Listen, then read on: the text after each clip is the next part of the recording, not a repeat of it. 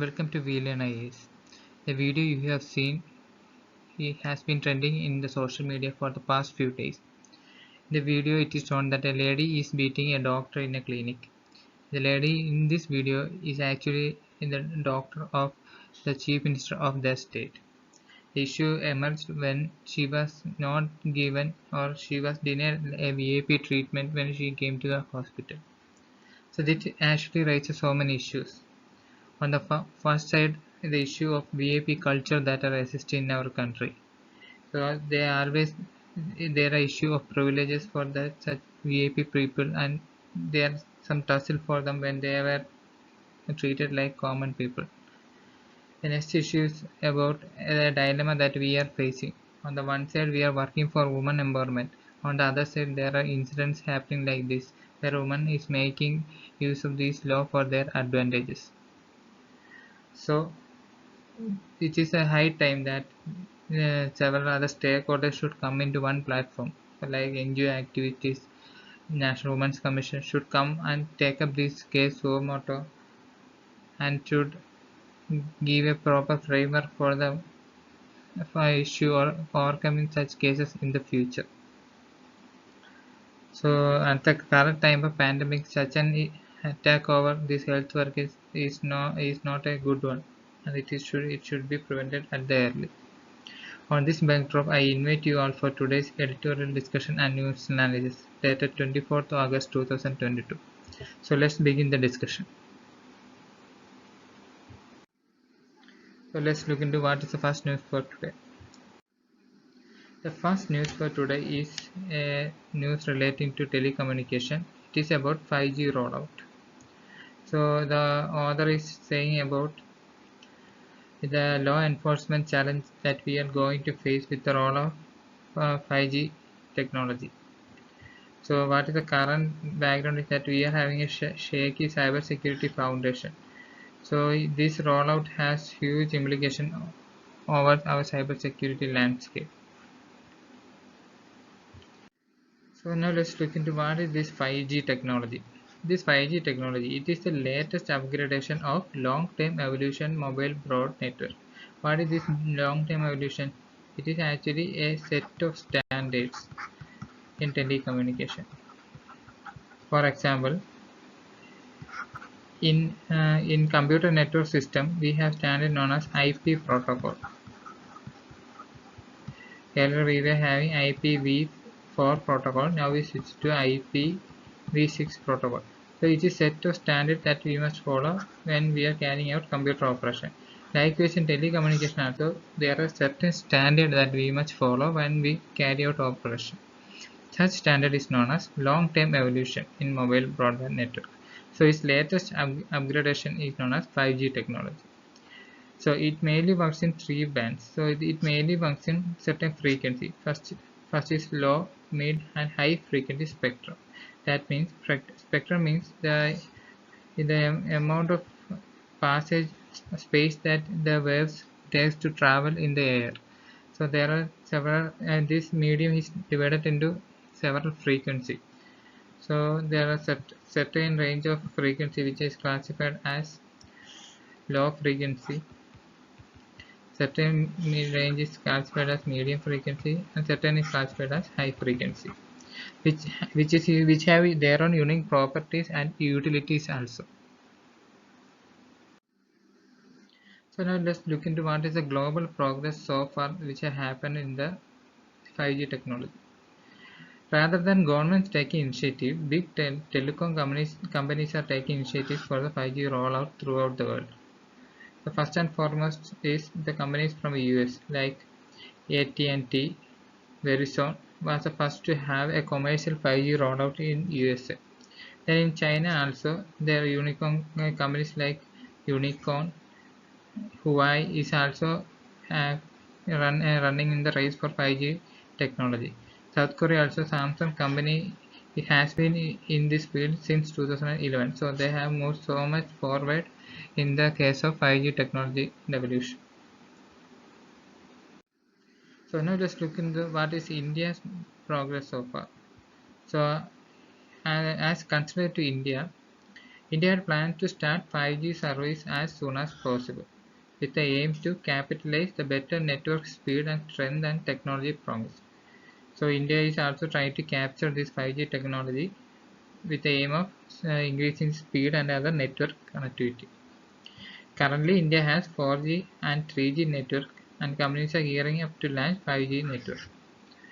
So it is estimated that this 5G network evolution will bring around 450 billion to the economy. Look how much boost it is giving to the economy in total.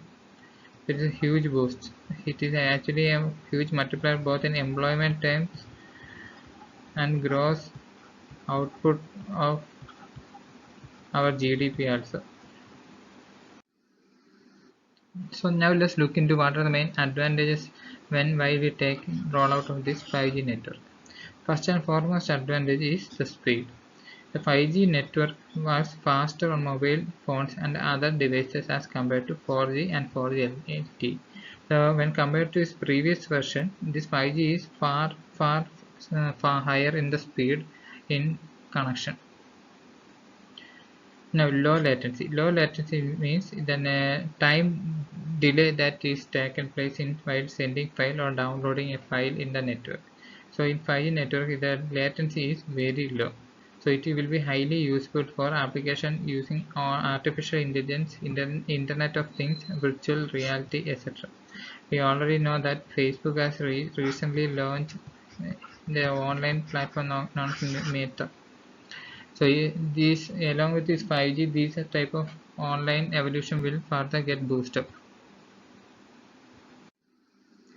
Then increased capacity. Since it travels at a speed of 100 times more than the previous one, that means 4G, it allows companies to switch between cellular and Wi-Fi wireless strategies that will help to experience better performance. So it will help to have more capacity or addition of more connection into the network. So increased bandwidth will help to transfer the data as soon as possible. So data transfer will be also very high in this 5G technology. Moreover, its technological applications that it will power innovation, especially in our country. Startup culture will be boosted up with the devolution of 5G technology, since it is powering more innovation. Then less tower congestion. Earlier, when the strength of signal is very weak, within a square kilometer there should have to be many towers should be placed within a square kilometer. But when we switch it to this 5G network, since it has more power, then this tower penetration will be less within a square kilometer. So less area will be used, less tower will be used. So there will be less tower congestion also. Then now let's look into what are the major advantages. So 5G places a lot of importance on energy efficiency. This will mean that lower energy bill for service providing and longer battery life on mobile devices. Since it travels at high speed and has low latency, its energy efficiency also remains very high.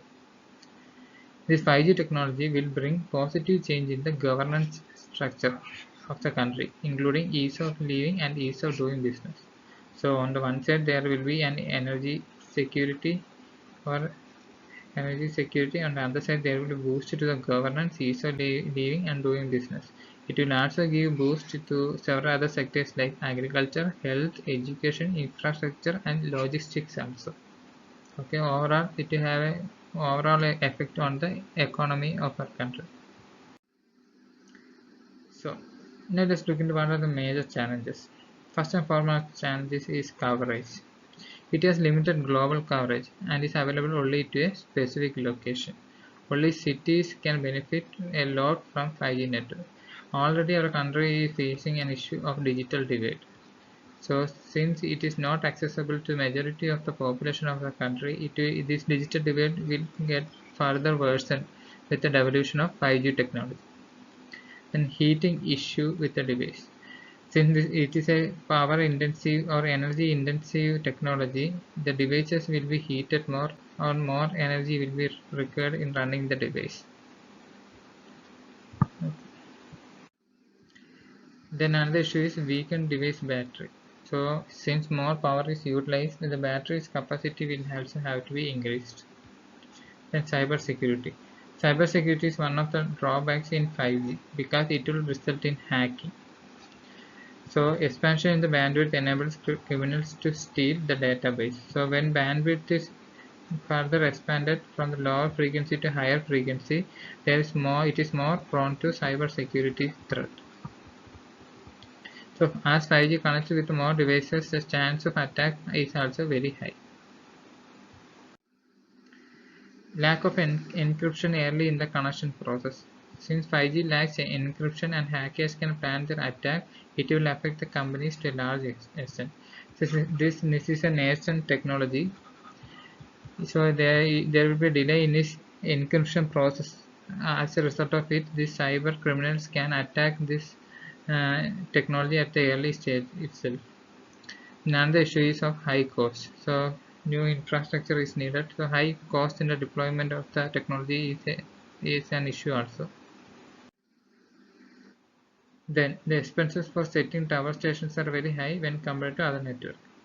Then lack of clear roadmap of spectrum allocation. This is a major issue of our country also. Since on the one side we are allocating lot of spectrum for 5G, on the other hand there are issue of environment conservation also.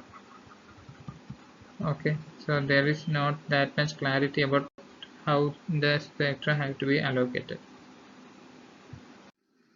So then what will be the way forward? So the author is saying that first and foremost we must identify the end users. To what users it must be targeted most, especially those that need technological innovation like startups and other digital companies which need this technology at the early as possible. So we must target that population, so that we can deploy it to them at the earlier level, and as a trickle down method it will later go down to the other level of the society. Then careful planning. So careful planning is very much essential. This is because if we fail to roll out this 5G technology, this will lead to an issue of a technology gap in our country, because already other countries will be forerunner in this technology in the coming decades. So a proper planning is required to roll out this technology, and independent expert committee should be made and look into it, and there should be proper consultation with all market players, facilitating them with auctioning, other competition and functioning of the market also. Then there should be a core architecture to look into this rollout of this 5G technology. So a fundamental change in the core architecture of the communication system. India should be ready to have a robust, scalable and intellectual infrastructure that is capable for handling this massive traffic growth. And another issue is providing a level playing field. We already know that in India there are three big players in telecoms like Reliance, Airtel, etc. So there should not be an issue of monopolization in this technology. So care should be taken. For that, institutions like Competition Commission of India, etc., have to be vigilant and play a crucial role. So on the end note, the author says that 5G users should follow some of the measures to minimize the unwanted problems. So with the increased capacity, lower latency and energy efficiency, 5G is expected to improve the state of art and enable new applications. So 5G is surely be a boon to the country in its economy and its overall business landscape and in technology booster. So it is very much essential to overcome these challenges at the early stage itself. So this was all about the news. Now let's look into next news for today's discussion. So the next topic that we are going to take for today's discussion is about nationalism. So it is a very relevant topic on the contemporary scenario. So the author is actually criticizing the current government strategy of upholding nationalism as a political strategy. So now let's look into the idea more about nationalism. So what is nationalism all about? It is an ideology which lays emphasis on the loyalty, devotion and allegiance to a nation or a nation state.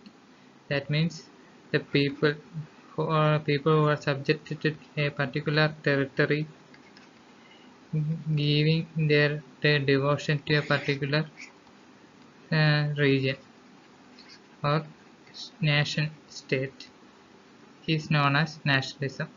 Why this ideology is very much important in the current scenario? Because this ideology has been a powerful force since decades. It had the power for compelling most of the political creeds to shape the history. It had united people as well as divided them. It has liberated the people from oppressive rule as well as it has been the main cause for conflict and bitterness. That's why this idea is very much significant. Okay, now let's look into the idea of India's model of nationalism. India's model of nationalism is a fallout of anti-colonialism. So discarding the dominance of rigid Hindu Brahmanical system that was prevalent in the ancient times, the Indian nationalism envisages in establishing interfaith tolerance and pluralism. So Indian nationalism mainly aims at establishing an interfaith tolerance and pluralism. The society-centric pluralist idea of nationalism was firstly put forward from the idea of Mahatma Gandhi. So Mahatma Gandhi has spread the idea that independent India won't be a Hindu Raj, it will be an Indian Raj, so that no particular religion or sect have a domination on the India's political landscape. So this mode of India's nationalism was manifested in different forms in India's history. Some of the examples are the Khilafat movement in India. It was a key manifestation of India's brand of secularism. And also India's brand of secularism is also manifested from the Indian philosophy of secularism known as Sarva Dharma Sambhava. That means the destination of the path followed by all religion is the same. So whatever be the path, whether it's Hinduism or Christianity, Islam, whatever be the path, the ultimate uh, goal or ultimate destiny is same for all. That means love for all. So India's model of secularism is a toast salad model that emphasizes on multicultural nature of society. So Indian model of secularism is known as toast salad model. Okay. So the current form of nationalism that we follow has been a deliberation of our constitutional assembly idea. And this form of nationalism known as civic nationalism was put forward by the Constituent Assembly. So civic nationalism is a form of nationalism that embraces political allegiance based on a vision of community of equal citizens, allowing for significant level of ethnic and cultural diversity. That means we have a different type of diverse group which is very much diverse in our country. Even though we are diverse, we have a political allegiance to a nation state, that is India. Such form of nationalism is known as civic nationalism. A classic example for this is US. In US, in US, national citizens are bound by the ideals of and values enshrined by the Constitution. So whatever be the diversity they follow, they are united by the ideals of values of their Constitution. That is the main strength of US. So on this backdrop, we can have a standard definition for nationalism. So nationalism is a people's sense of belonging to a nation. Indian nationalism grew partly as a result of colonial policies and also part of revolution to these colonial policies. So our nationalism is an outcome of colonial policies as well as an outcome of revolution against these colonial policies. Okay. So both these aspects have played an important part in the development of our nationalism. So let us look into what are the different factors that led to development of nationalism in our country. The first and foremost factor is our economic critique. So the economic exploitation in our country had been a force that bind people together to a feeling of distress. This was put forward by several other economists like Dadabhai Naoroji, R.C. Dutt in our political history. One of the famous books known as Poverty and Un-British Rule of India. These were written by Dadabhai Naoroji. This put forward the concept of drain of wealth theory. Okay. So this is a manifestation of economic exploitation. Now unification of country. The country earlier which was very much divided in the geographical, political, economic aspect was unified by the policies of British, like unification of civil service, unified by judiciary, codified laws, and has a political unity. Both means of transportation like railways and telegram also had an important role in unifying the country. This also led to the development of togetherness or fraternity among the people, leading to the formation of nationalistic feeling. Now press and literature. The unprecedented growth of press and literature during the colonial time had also led to a feeling of togetherness among the mind of people. Also it led to spread of ideas like democracy, civil rights and industrialization. Then pride of the past. So revivalistic idea was a main core theme where nationalists were uh, kept together in reviving the earlier our culture and our pride. So several scholars like Max Muller, Roth and Samson, R.L. Mitra were pioneer in digging up back the India's pride of past, such as our glorious Indus Valley culture, Aryan civilization, Mauryan empire, which was glorious of that time, was again put back to limelight. Then social reforms movement. Social reforms movement has played a critical part in having a social emancipation in our society. It had both aspects in our society, both revivalistic aspect and as well as reformistic aspect in developing our society. Okay, certain social religious movements of like Arya Samaj, Brahma Samaj, Ramakrishna Mission, Theosophical Society, it all gave a new awakening among the Indian masses. Also, certain other progressive legislation like IBET bill decreased the eligibility in the civil services, also created a discontent among the people, and also this also led to the development of feeling of nationalism among people. Next comes the rise of middle class. The rise of middle class intelligentsia has been a critical path in the development of nationalism in our country. With more and more education trickling down to the middle class people and more employment among them has led to more and more critical thinking among these people, which led to feeling of nationalism among them. So this new class, though was minority, played a vital role in igniting the minds of majority. So now let us look into what are the major differences between nationalism and patriotism. So on nationalism, it involves a national identity. At the same time, patriotism, it involves social conditioning and personal opinion, such as we may be patriot to our country and we may be nationalistic to a country, but patriotism involves more and more of social conditioning. Nationalism is more aggressive. For example, Hitler's nationalism, it's a form of aggressive nationalism, while patriotism is a little more passive in nature. Nationalism people consider nation as superior, their nation as superior. A classic example is that of Hitler's Germany in the Second World War period. While in patriotism, all nations are considered as equal. While nationalism unites people against a foreign hostile nation, it unites people against a common enemy. While patriotism unites people for overall well-being. Okay, it is something like universal upliftment. Again, in nationalism, the sentiments are more inclined towards sentiments and aggression towards other nations. While in patriotism, the sentiments are more inclined towards the idea of peaceful coexistence between nations. So it is more about focusing inwards.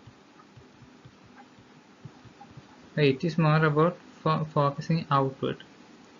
So under the concept of nationalism, people find it harder to accept criticism towards one nation and consider it as a humiliation, as an insult. But under patriotism, more tolerance towards criticism tries to incorporate improvements and changes for the better. While nationalism gives more emphasis on heritage, culture and language of nation, while patriotism gives more emphasis on values and beliefs of a nation. So it mainly depends on the values. That means emotive aspect is more used up. Nationalism tries to find justification to the mistake done in the past, while patriotism does not try to justify, rather than they try to understand the shortcoming and make improvement accordingly. So these are the major difference from nationalism and patriotism. So this is more and more, what to say, a centripetal force which draws inwards, while patriotism is more about centrifugal force which moves outwards. That means try to be an outward look, and the other is more and more inward looking. So this concept of nationalism, or idea of nationalism, is very much important in your mains and essay paper. So some questions that can be expected are: the first question, the changes which the British colonization brought in the Indian society are irreversible and form the basis of nationalism. Analyze what changes in the Indian society occurred due to colonization and how it helped in the growth of Indian nationalism. So this is a question. Analyze the change brought in the Indian society due to colonization and how it helped in the growth of Indian nationalism. So it should be written in the backdrop of above statement. That means the changes brought is irreversible and it formed the basis of nationalism. And the Indian nationalism grew partly as a result of colonial policies, partly as a result of reaction to colonial policies. Discuss. These both are a very good question. Please try to answer it. Now let's look into next news for today's discussion. So next news is about Chabahar port in Iran. So the author is looking upon why the interest in Iran-based port has suddenly spiked for India, and how has the port's construction progressed so far. So now let's look into the details of the news. So Chabahar port. It is a port of Chabahar located in Iran in Gulf of Oman. It is very important. It is located in Gulf of Oman. Okay. So it is the only Iranian port with direct access to ocean. So it is the only port in Iran which has direct access to ocean. Located in the Sistan Balochistan province on the energy-rich Iranian southern coast. So Chabahar port is why important. It is considered as gateway to the golden opportunities for trade by India, Iran and Afghanistan with Central Asian countries. So if this is Central Asian countries and this is Iran and this is India, this Chabahar port's crucial location will help in connectivity to Central Asia as well as the crucial location of Afghanistan by bypassing Pakistan. So that's why this port is that much important. So please look in the map. Look how this transport is helping. So from Mumbai port, the transport will be sent to, or goods will be traded to Chabahar port. From there, it can be carried to Afghanistan, so that we can bypass the Pakistan. At the same time, from Afghanistan or by Iran, we can go to Central Asia, Turkmenistan, Tajikistan, like that. So it can explore huge market for Indian goods. So now we look into why this Chabahar port is that much important for India. India can bypass Pakistan, that is the first and foremost reason, by transporting goods to Afghanistan.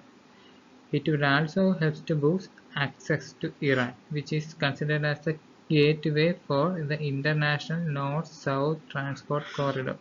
So it is an important connectivity project to connect India to Central Asia and Europe.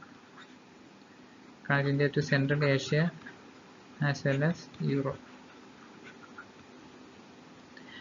And also it will help to counter Chinese presence in the Arabian Sea, which China is trying to ensure by helping Pakistan develop the Gadar port.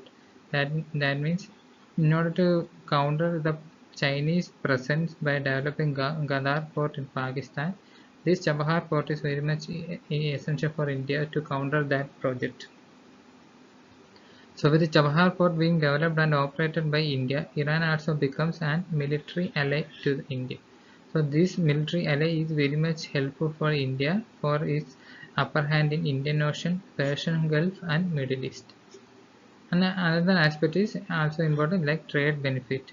India can explore the markets of Central Asia, Afghanistan, also Middle East also, and better connectivity to Europe, Russia, etc. So in diplomatic perspective, Chabahar port has been used as a point for a humanitarian operation where it can be coordinated. We already know that the region is very much important for humanitarian operation. Example, the Middle East region, which is mainly prone for sectarian strife. So, for as an aspect of this Chabahar port is very much important. It must be coordinated. Okay, next is about International North-South Transport Corridor. Like the name suggesting, it is connecting or making connection between north and south part of the globe connection. So especially when India is focused, it will help to connect India with the Central Asia and Europe at the same time by connecting the earlier route of Suez Canal route to Europe also. So earlier route of the Suez Canal route, where from Mumbai it is carried out to Suez Canal, then Mediterranean Sea, then to Europe, has been long gestation period for transportation. But coming up of this in INSTC, that means International North-South Transport Corridor, this travel time for transportation will be reduced with better connectivity to Central Asia, from there to Russia and to Europe. Okay. So now let's look into the International North-South Transport Corridor. It is a project that was originally decided between India, Iran and Russia in 2000 in St. Petersburg. So it was originally a trilateral initiative between India, Iran and Russia, and subsequently it included 10 other Central Asian countries and West Asian countries.